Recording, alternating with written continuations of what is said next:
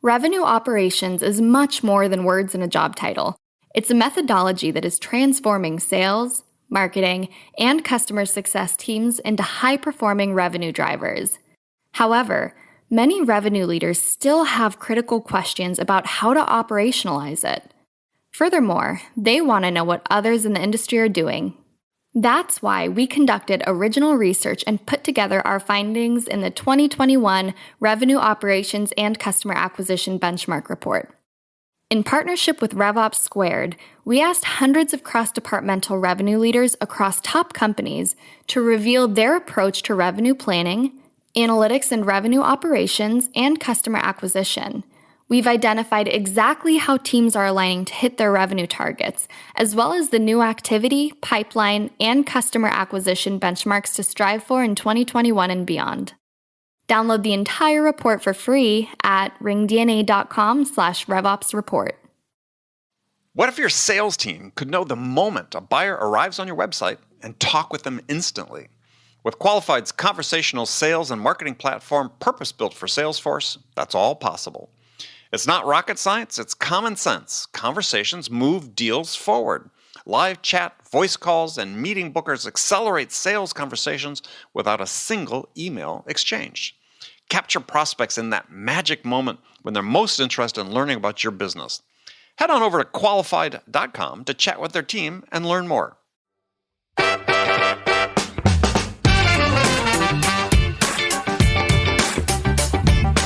Where I start with my clients is 12 months from now, how does your life look?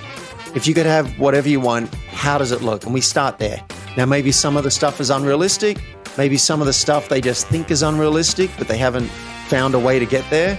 Some stuff is too vague, so we clarify it. I've mentioned some things like time off. You have a revenue target, and then maybe I want my kids to trust me 50% more. I want to have my partner be 50% happy that he or she is with me. Like, wouldn't that be a cool goal? Right? You just light your partner up and they're telling everyone, oh, this relationship's so good. My husband or my wife is just the best. We create goals like that for ourselves and then put deliberate attention on those goals. Hi, friends. Welcome to the Sales Enablement Podcast. I'm your host, Andy Paul. Now, that was David Wood. David's the founder of Focus.Ceo, and he's a high-performance coach. And in today's conversation, we talk about David's prescription for growth. He calls it the 5 1s. And these are great guidelines for sellers to use to put together a disciplined and focused plan for improved performance and for growth. His 5 1s include how you focus on just one ICP, one problem and one promise, one conversion tool, one source of traffic, and giving yourself 1 year on this plan to make it happen. So we dig into why you need to keep experimenting, why you need to keep measuring and iterating what you're doing, and why it's essential to have the patience and persistence and value to stay focused and see this through to the end. All this and much, much more. But before we get to David, I want to remind you to subscribe to this podcast wherever you listen to it. And if you subscribe, we'd certainly appreciate it. If you also leave us your feedback about how you're doing in the form of a review. So thank you. All right, let's jump into it. David, welcome to the show. Thanks, Andy. Thanks for having me on the show. Well, pleasure to have you. Let's see, we were introduced by Meredith Bell, right? That sounds right. Yeah. The amazing Meredith Bell. Yeah. She spoke highly of you and said, you have to have David on your show. So when she recommends, I act. So glad to have you here. Thank you. Yeah, she's been amazing. She reminds me why I'm in the game. It's, when someone shows up and says, oh, you're producing so much value, that helps me keep going. Yeah, it does, right? When you hear from people that says, I hear people that fans of the show are 920 plus episodes in. Everybody that works on the show gets charged up when they hear that people said, gotten a lot of value from it and it's helped them in their careers, which is why we're here. Yep. So tell us a little bit about you. We were just talking before I started recording that you were born in a small town in Australia, or near Sydney. But how did you manage to work your way over to the U.S.? What was that journey? Well, I went traveling when I was about 20, maybe about 20, something like that. And I went for a year. It's almost like a rite of passage when you're Australian. When we go traveling, we realize everything's so far away, we might as well keep traveling. Right. So, and round the world tickets, like let's suppose you could fly to the US for $2,000. Sometimes for $3,000, you can get an around the world ticket and hit 10 stops. So we worked that out at an early age in Australia. And I did that, and I realized I can't afford to keep doing this because I blew a lot of money in a year of backpacking. So I said to my company, and I was working as an actuary back then in numbers and statistics and finance. I said, any chance I could work overseas? And they said, well, maybe. So I put my hand up, and I got an interview in New York and got the job transfer to go and work on Park Avenue consulting to some of the biggest names in the business, like Sony Music and Ford and Exxon. So that's how I found my way to the US, and I loved it so much.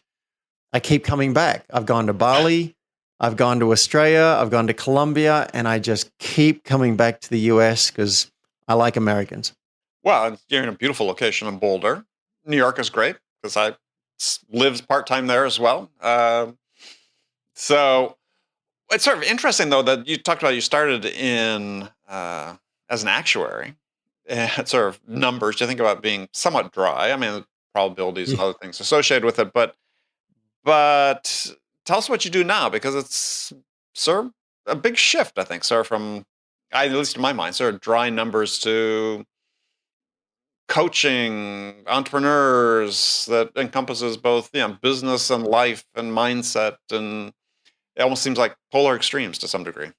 Yeah, well, I wasn't the average actuary. The joke with an actuary is that it's someone who didn't have the personality to become an accountant. I've never heard that. And I'm apologizing to accountants. I don't mean to be laughing at you, but that is funny, yes. Yeah, and it's largely true, but I was showing signs of a personality even back then. I had a ponytail when I interviewed for the job, and somehow they still gave me the job. But someone suggested I do a personal growth course because I wasn't happy. I had an office. I'm getting flown around the world. It was pretty awesome, but I wasn't happy. And they said, why don't you go and try this course?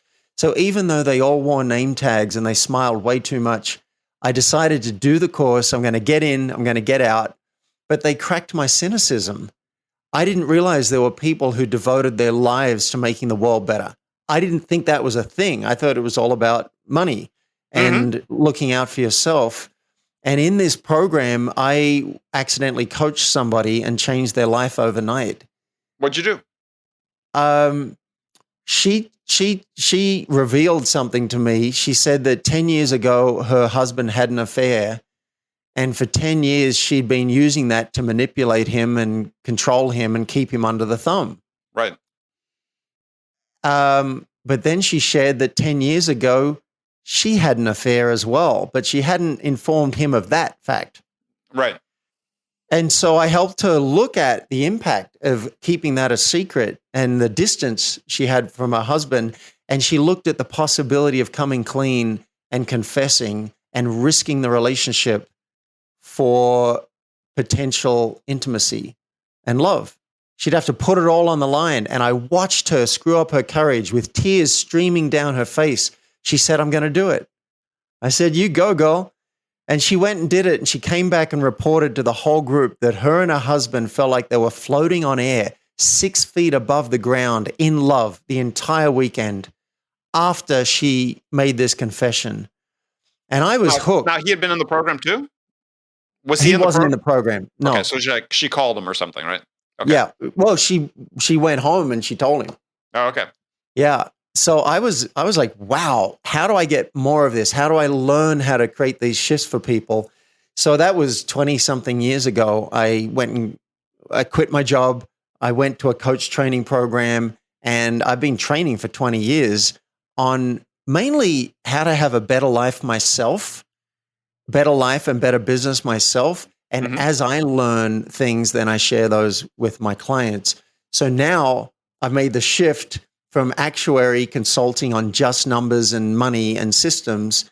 Now I still do that for business owners, but we look at the whole picture. We look at your life. We look at how you're showing up in the world. Are you expressed? And when your time does come to leave this planet, can you say, I gave it everything? Mhm. That's what I want for my clients.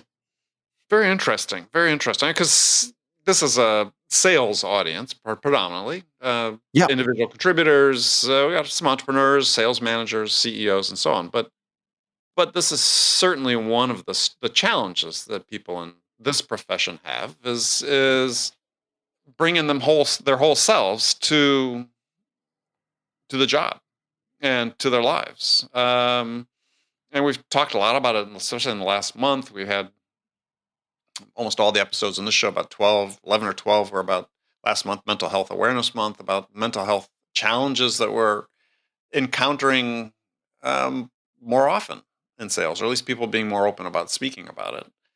Oh, And the situation is not good. It's a high stress profession, but the associated stress is brought on by the pandemic, combined with what's happening in the field itself. It's people are challenged, right? They're struggling. yeah. The thing is, we can get tunnel vision on the money, and that's normal and natural. And I think that's fine to begin there, because more money is better than less money. And if you're in any kind of sales profession, you got to hustle. You got to be good at what you do and put money Hmm. on the table. So that's good and valid. But if we stop there, then we're going to miss out on so much. We might miss out on a deeper connection with our partner. We Hmm. might miss out on having a partner. We might find that there's some distance between ourselves and our kids. Hmm. And if we don't address those things, ironically, we're not going to be as good at the sales either. So I Right. say, look, learn your craft, get really good at sales, make a ton of money. That's great. But now what are you going to do with that money? And the next thing for most of my clients is, well, let's look at my time off. So I'm working, say, a 40-hour week, 50-hour Hmm. week right now. I'd like that to be a 20-hour week by the end of this year. Okay, great. Now you're talking.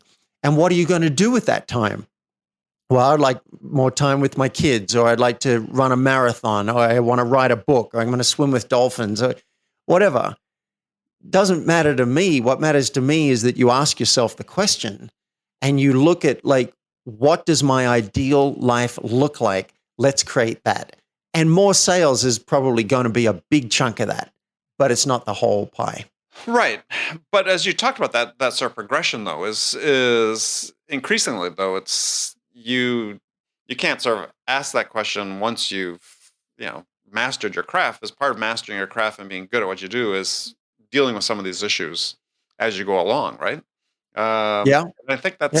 that is one of the primary challenges I think we see from sort of the mental health burnout perspective in selling is just by its very nature, it is perhaps one of the more stressful professions, right?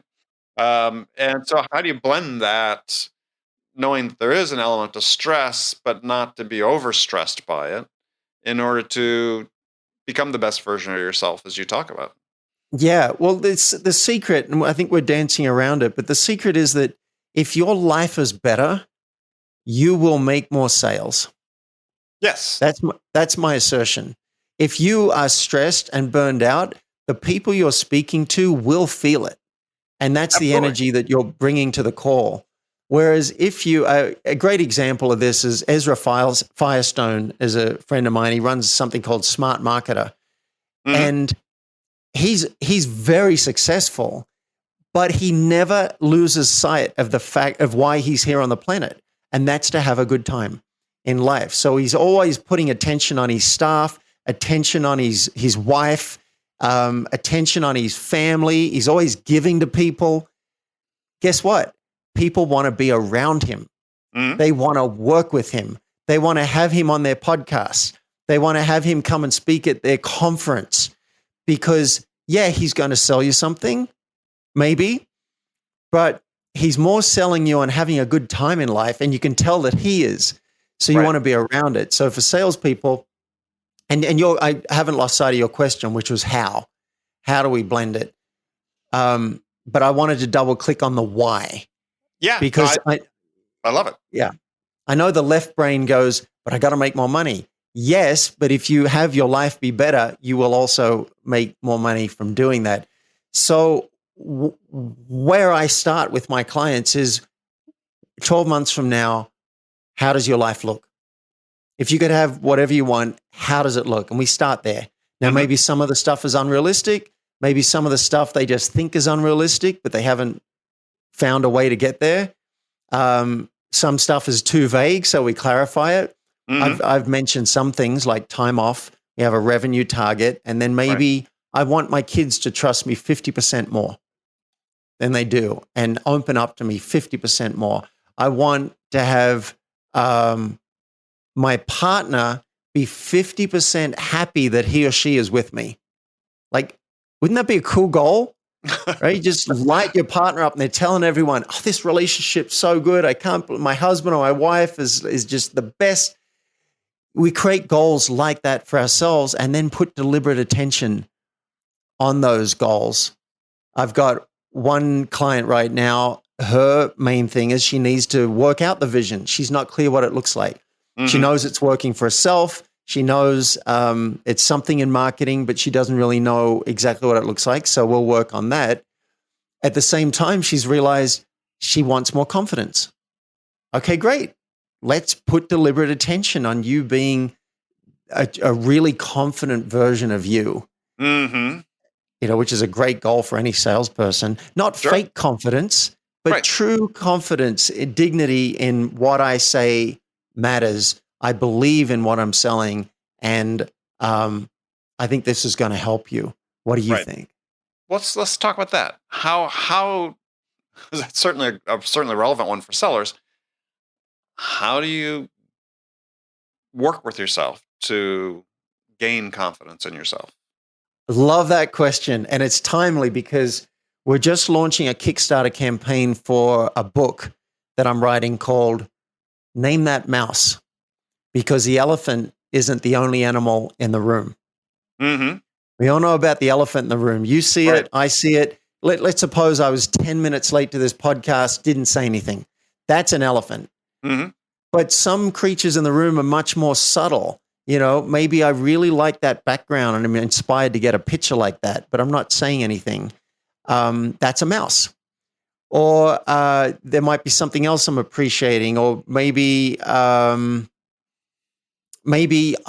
come to the call overwhelmed with everything that's happening today, and I'm just skipping over it. That's a mouse. Maybe you pick up on something in my energy, and you're like, "Hey, David's a little bit off today." I don't feel like that today. I just made that up as an example. Yeah.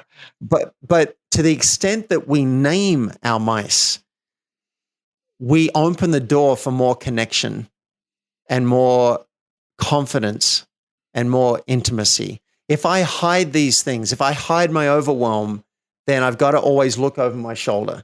If I hide my appreciation, I'm less connected with you. If I hide something I'm upset about, it really does erode confidence. So the secrets we keep destroy our confidence. And they don't have to be huge secrets. They can be tiny little things that are flitting through our mind, or might have some real tension in my belly and I'm not saying it. Right. But to the extent that we name these things, we can actually, our confidence grows. And I found that to be true for me, particularly when it's something edgy. Like I might say to a woman, "Hey, I feel drawn to you and I'd love to spend time with you. Would you like to watch a movie together?" That might be really edgy. Those are a couple of mice that I've just named. But the more I do that, the more confident I feel in myself. The more I do it and I find out that, oh, she's not getting angry with me, and some women are saying yes, it's a pathway to confidence. Well, then the other part of that, as I'm just sort of thinking through, is who do you name your mice to, though? Yeah. Right? Because Everybody. but this is one of the problems that exists. We talk about mental health challenges in sales. Is there has been a survey that's done by an organization saying that only 40% of sellers feel they can safely talk about their mental health challenges or how they feel, their feelings even at work. Yeah. So it becomes very hard to name your mice in those types of environments. And how do you have those conversations when that's the case? Great question. A client just said to me today, she said she wanted to speak to her employee, but the employee scares her a little. And she was worried. She wants to give her some feedback, but she's worried that the employee is going to get defensive. This is someone she hired to run the company. So it's basically she's giving feedback to the CEO. Mm-hmm. And I said, what do you think about sharing that? Saying, hey, I want to give you some feedback. But then I started thinking, I wonder if she's going to get defensive. And that doesn't sound fun for either of us. So I was a bit nervous about having this conversation. Are you open to hearing some feedback? And first thing that came up is she said, well, I don't want to appear weak. And if I tell her that I'm nervous, isn't that going to be appearing weak? And I said, weak is the new strong. It is. In this day and age, Brene Brown has shown the research that the more we're willing to be vulnerable and there's an art to it. I'll give you an example of what not to do. But the more that we can artfully be vulnerable, the more people want to be around us and want to know us. Weak is the new strong. Right? If you never admitted any vulnerability to me, Andy, over the next 3 years, it puts a cap on how connected I'm going to feel with you. I agree 100%. So, yeah. So here's what not to do. If you're the CEO of a company, you're not going to go to the board and say, we're running off a cliff. We're going down. I don't know how to save us. I'm freaking out. We're not going to say that, okay? But we might say that to our coach and then work out what's really going on and then go to the board and say, some of you might be scared in this environment. I'm not going to lie to you. Sometimes I am too. We don't know exactly how we're going to find our way out of this, but we will create a plan and we'll do it together. Mm-hmm. Right? So there are ways that you can share it with someone in a way that might have them trust you even more. We don't share everything. We're not going to share 100% of our mice, but the mind will often tell us, don't do that. That's going to be weak. I once had a friend come to me and say, oh my God, I've had an epiphany. I said, what is it? He said, I'm needy. I was like, okay, say more. He said, right now, at this stage in my life, I am needy. I have needs. I'm wanting more support, more approval. I'm needy right now. And for the first time in my life, I'm okay with that. I was blown. I've got goosebumps right now. I was blown away at hearing someone say that because I've been trying to hide it all my life. Sometimes I'm super needy, but I didn't want to say it because then I think I'll push people away. Right. But he did it without collapsing into it. He just owned it. Right. So when we can own our mice and say, hey, I notice I'm a bit nervous to have this meeting with you because I notice I really want it to go well. And you don't have to do anything about that. I just wanted to name it. Right. That is a new language I want everybody in the world to be able to add to their tool belt. Hey, can I name a mouse with you? Oh, you haven't heard that expression? It's like naming the elephant in the room. It's just much smaller. I'd like to name a mouse with you. And then, I just want to name it. I'm feeling a little uncomfortable. All right. I notice I'm low energy today and you might pick up on that. You don't have to do anything about it. I just want to name it. Boom. Done. Very interesting. Well, so let's go to another example on that. I mean, is another tough conversation that sellers need to have is increasingly, again, we're dealing with this whole issue of burnout in sales. And there's some people who have some exposure at different levels think that this is quite a large problem. It's certainly an ever-present problem that's been exacerbated by the last 12, 15 months.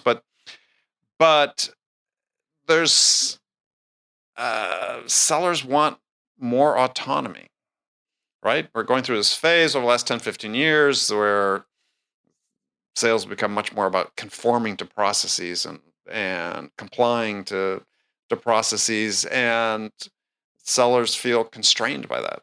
And they want to have this conversation with their boss about, hey, I think there's a better way to do it. Instead of setting, a standard that everybody has to make 50 calls a day or send 50 emails and make 25 calls or whatever the metrics are, I think I could do it more effectively with a different approach.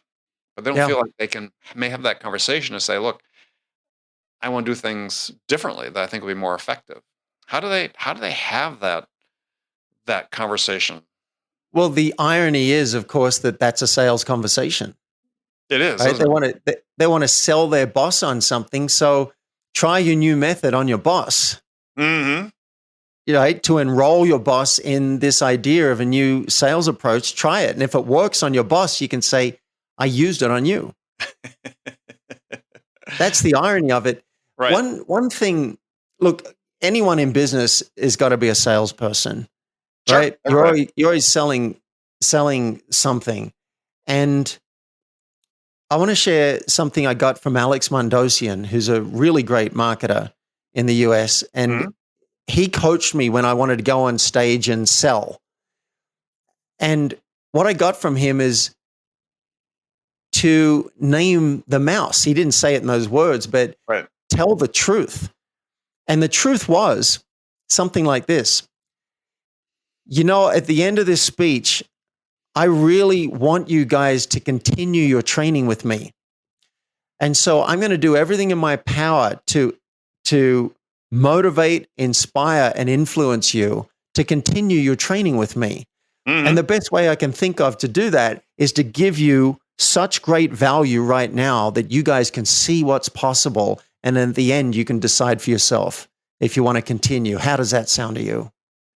And the audience would always go, yeah. I say, is that fair? Yeah. Okay, great. Let's do it. So now they know a pitch is coming. They know I want them to buy from me. Mm-hmm. And I'm not hiding that at all. Now I have full permission. They've even said it's okay. Full permission to sell to them because it's transparent. I'm not hiding it. So if I imagine myself selling a vacuum cleaner, I imagine looking for the truth. Looking for the truth. And the truth might be, if I believe in the product, then I'm going to tell that. I say, look, I know I'm a salesperson and I want you to buy the product, but I want to tell you something that's true for me. I actually think I'm working for this company because I went researching to see what the best product was that was out there, and this was the product. I can't sell something I don't believe in. If that's true, right? If that's not true, you're going to have to come up with something else. Right. Well, but your key point is your truth, right? And this gets back to, I think one of the toughest conversations people need to have is the one with themselves to start with, right? So why are they in this field? Why is this something they find fulfilling and fun to go do on a day after day basis? And I don't think that enough people have that conversation with themselves to really understand, because it's just, this is just a job. I don't think every jobs don't need to be a mission, but you still need to understand why you're doing it. Yep, that's true. And I, like when I'm selling, because I'm a coach, so I sell coaching. Sure. I don't actually have the viewpoint that people are broken. I don't think that's a fun viewpoint. That you're broken, and if you buy what I have, you'll be well, and you'll be fixed and whole. That's most marketing messages is you're wrong, doing it the wrong way. If you use this, you'll be right. That's one way. Yeah, and let me put not a spin, but another layer on that. First of all, when you come from the position that you're trying to use persuasion as your primary method of interacting with people, then you're basically labeling people that I'm right and you're wrong. But I have a different viewpoint on that, so I don't take that approach. The approach I take is you're already doing well. You got yourself here. because I only work with people who are already up and running and have a certain degree of success. So I say, what you got, it got you here. So let's acknowledge that and let's celebrate that. If you want to work with me, it's about busting out into a higher orbit.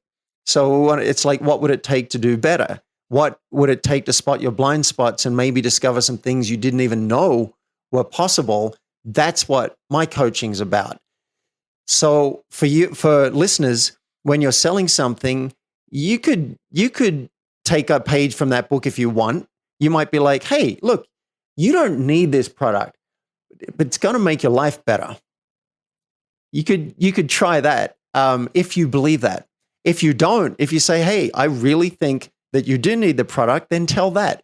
As you said, Andy, it comes back to what is your truth. Find a truth that gets you connected to the person in front of you, because then you can be yourself. Exactly. You can be honest. Whereas if you're trying to do a song and dance, if you're trying to follow a paint by numbers system that you don't believe in, now you're out of integrity. And they're going to feel that. And it's no fun. It's draining and can lead to burnout. Yeah, no, absolutely. And to a point you'd made before too about, you don't think people are broken. And this is a business to business sales audience that people are listening, but it's the same thing applies is we train sellers so often is to look for the pain points, right? And then, we'll identify those pain points, and then we'll identify a solution. In my life, in my career, I've always wanted to identify the first thing is what they want to achieve, right? Because I think people make the decision to make changes based on where they want to go, not necessarily to fix a specific pain point, at least in business. I don't know. You're saying there's a difference between getting to somewhere they want to be versus fixing something that's painful? I think people make the decision to change based on where they want to be, not necessarily saying, look, I don't want to do XYZ anymore, as much as, wow, to your point, I can envision myself doing this, right? I can envision our business achieving this type of result. This is where our plan is, where we want to be. And I find that when you approach customers initially more about what's the vision of success look like, that you're more likely to succeed with them than if it's like, let's just focus on what your real problems are. You're going to identify the problems, you're going to help them find the problems, you're going to go through that process, but your focus is on where we're going. Yeah. So you're saying that you can achieve more if you focus on the carrot versus the stick. It's like this is the good stuff you're going to get to versus we're going to stop the bad stuff. Yeah, I think both can work, and I imagine any good sales process is going to get you to both areas. It'll be like, this is what's so frustrating. Okay, that sucks. How do you want it to look? I can help you get you from this bad place to this good place. Oh, you do both. It's just when you approach people and you're making that connection, what level are you connecting? Yeah. And I think that makes a big difference. But anyway. I like it. Well, so I watched one of your videos. I really liked your video about the 5 1s. Yeah. And because you address this issue of overwhelm, which is a big problem for business people, a big problem for salespeople. And I thought it was really interesting about, how do you sort of clarify what you should be spending your time on? Yeah. And so let's go through that. So what are your 5 1s? Because even though you talk about it more in an entrepreneurial business standpoint, it does work specifically for sellers as well. Yeah. And I want to credit where credit's due. I got this from Tucky Moore, who got this from Clay Collins. And I think it's such a great structure because most of us are scattered. And that leads to overwhelm. And society's going more and more in that direction. My goodness, all the options I've got for entertainment and for communication channels and the different things and even if I wanted to go on vacation, I could go anywhere in the world. Right. Okay, now COVID's put a bit of a damper on it, but there's so many options and it's getting more and more complex. When I was 12 years old, no one had a personal computer. And now we got one in our pockets. And it's a decision. Do I check my phone or do I check my Apple Watch or do I check the iPad or do I listen to the Alexa in my, over the speakers who's giving me notifications, or do I check my computer? They're saying they'll get to the point where you'll have wallpaper in your house that is intelligent, and the wallpaper will be the your computer screen, and you'll be like, oh, show me what happened today in the news. Boom, your wall will tell you. So anyway, things are so complex, and it leads to stress and overwhelm, and then we're not going to sell as much, we're not going to make as much money, and we're going to have no time for ourselves. So the 5 ones come in. The first one is, who's your target market? So who's your absolute avatar? Pick one. Doesn't mean if other people come to you and say, can you sell to me too? Doesn't mean you'll say no. You'll say, yeah, sure, I'll sell it to you too, but pick one to put all your effort onto. And then the second one is, pick one problem they have. Sure, I want to help my target market with the 10 problems they're facing, but pick one to be known for. So for me, my first one was business owners. I work with successful business owners. They're making at least $5,000 a month, and they're up and running, and they want to do better. Okay. But then what's the one problem they have? They want to double revenue over 12 months. That's what I chose. And that was hard, because I also want to help people with doubling their time off and being more extraordinary. But I had to pick one to be known for. And then the third one is one solution, and that's your one product or service. Now, mine gets a little diluted. I have 3 programs. I've got a group program, I've got private coaching, and then I've got private coaching for if you're in a corner. But pick one of those to promote. So for me, it's the middle program, private coaching. And then the fourth one is one conversion tool. So when they come to your website or they're in your email sequence, what's the conversion tool that gets them interested or excited? Could be a video, could be a PDF, could be a webinar that you have, but pick one. I know you want 5, but you're right. And then the last one is not intuitive. It's 1 year. Give yourself 1 year to go deep in each of these areas. And then after that year, you can start to expand it or switch to something else. Or if you've hit 1 million in revenue before the year is up, then you can switch, and you might add a different product, or you add a second market. But add a level of complexity, right? Yeah, but the mind will say, "Oh, I don't want to miss out, so I need 3 target markets. I got 3-4 problems I want to help them with. I've got 4 solutions." There is another one. I've expanded it to be 6 or 7 ones instead of 5. Another one is one traffic source. Right. So where are you getting your leads? You might choose alliances. Okay, I'm just partnerships. That's how I get my traffic. Or Facebook ads, or search engine optimization, or well, for sellers, it could be. Yeah, it could be referrals, right? It could be referrals. Could be connections you make on LinkedIn. It could be, emails you send out or messages you send out. Cold email, right? Whatever it is. And it's okay to dilute a little bit for, say, the first 4 to 6 weeks. And I got this from the book Traction. I thought it was very clever. It said, look, pick the 4 most promising methods out of all of the methods that exist, and then test those for, say, 6 weeks. And then pick the one that has the most promising results. That's your one. Right. That's the one. So, for example, my traffic source is podcast appearances like this one. And I have gone deep, and I've done 180 interviews in 2 years.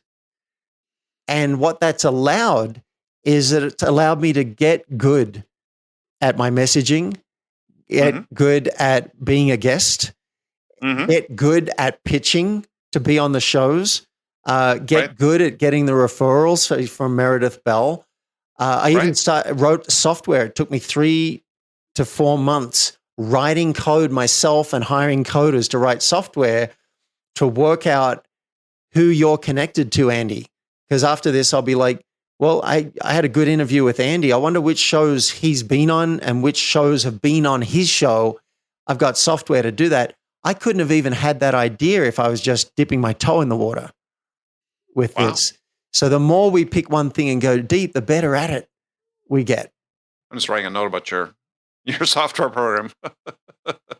Yeah, it's pretty amazing. But it came out of doing this for a year and realizing, and then someone dropped a clue and said, you could find out which shows I've been on, but you do better by looking through my guest list and seeing who's been on, because I've had a lot of podcast hosts on my show. And I was like, I don't even know how software would do that. Wait a minute. If I had a database, a copy of the iTunes database, that would be a start. And then it could work out who the hosts are of all the shows that are a fit for me. And then it could search Andy's descriptions and titles to see if those names come out.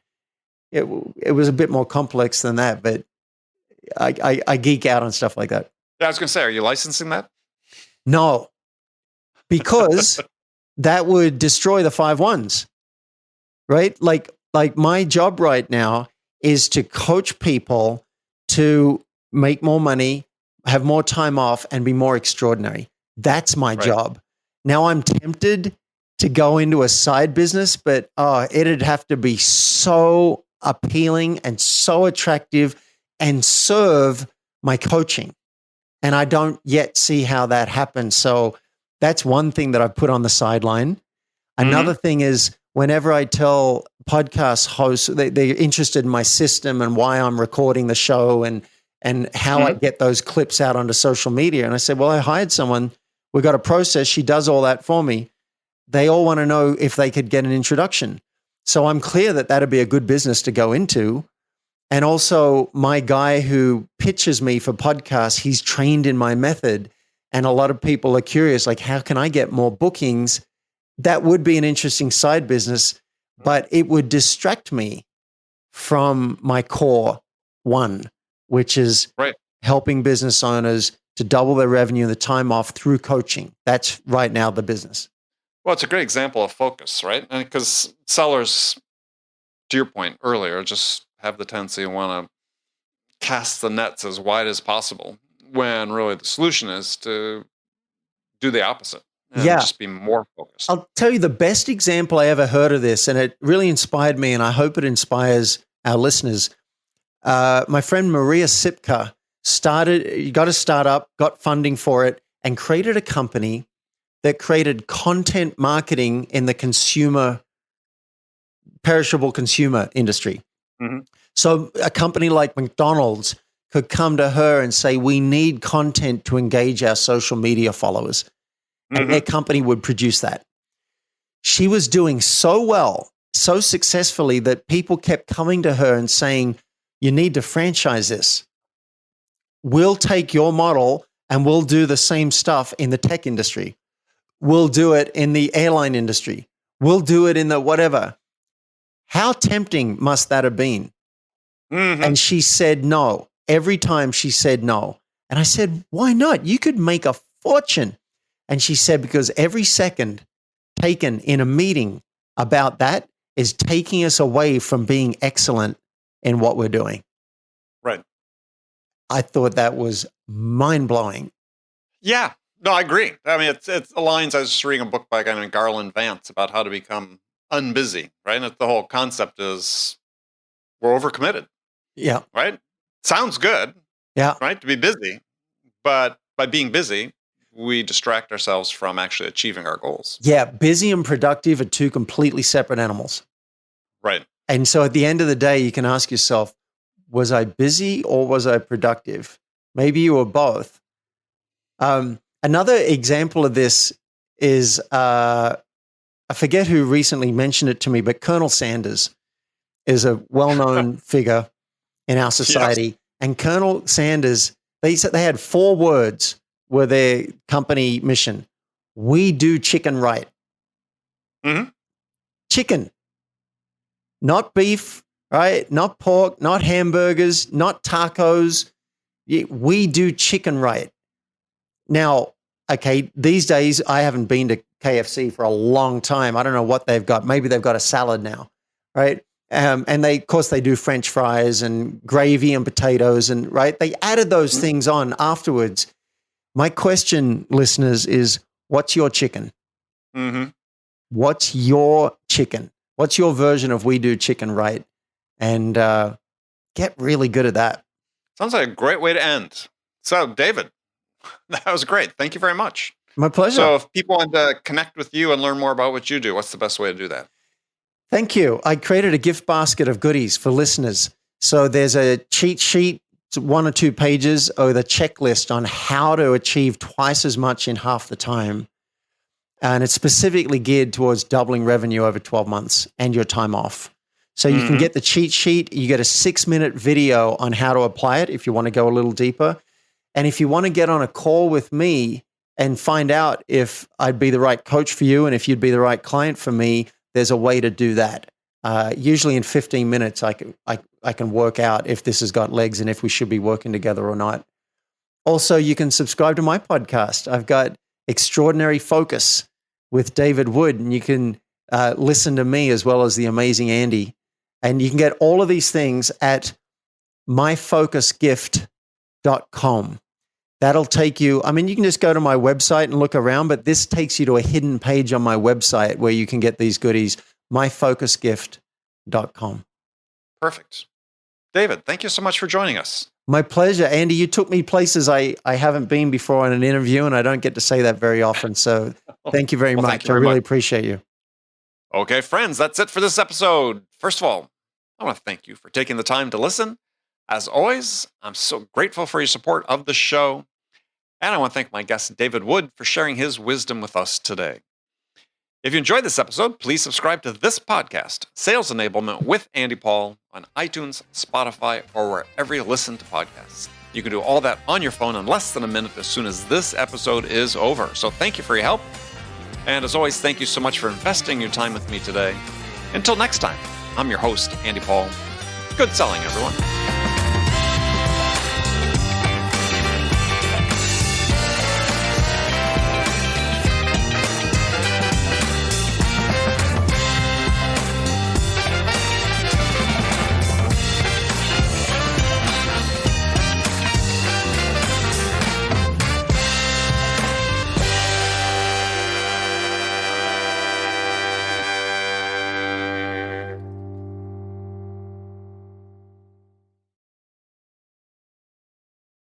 Hi, friends. I have something really exciting to share with you. We're launching a new podcast called the Rev Ops Podcast as part of the ringDNA podcast family. Today's leading B2B companies are embracing revenue operations as the answer to misaligned people, processes, and data that lead to recurring sales inefficiencies. However, many people still have critical questions about RevOps. What processes and tools do I need? How do I structure my team? How do I measure outcomes across sales, marketing, and customer success? And what are the best practices for doing that? So join Jordan Henderson, Jonathan Stevens, and Brandon Redlinger, and some of the world's leading revenue operations leaders as they tackle the important questions many of you face today when building a RevOps function. From ringDNA, the company that transforms sales teams into high-performing revenue drivers, comes a podcast guaranteed to go beneath the surface-level conversations and dive deep into the world of RevOps. Your hosts deliver unfiltered, thought-provoking discussions and actionable takeaways on every episode about the ideas, processes, and technology changing the B2B sales landscape. Visit ringdna.com/RevOps to learn more or subscribe now on your favorite podcast player. What if your sales team could know the moment a buyer arrives on your website and talk with them instantly? With Qualified's conversational sales and marketing platform purpose-built for Salesforce, that's all possible. It's not rocket science, it's common sense. Conversations move deals forward. Live chat, voice calls, and meeting bookers accelerate sales conversations without a single email exchange. Capture prospects in that magic moment when they're most interested in learning about your business. Head on over to qualified.com to chat with their team and learn more.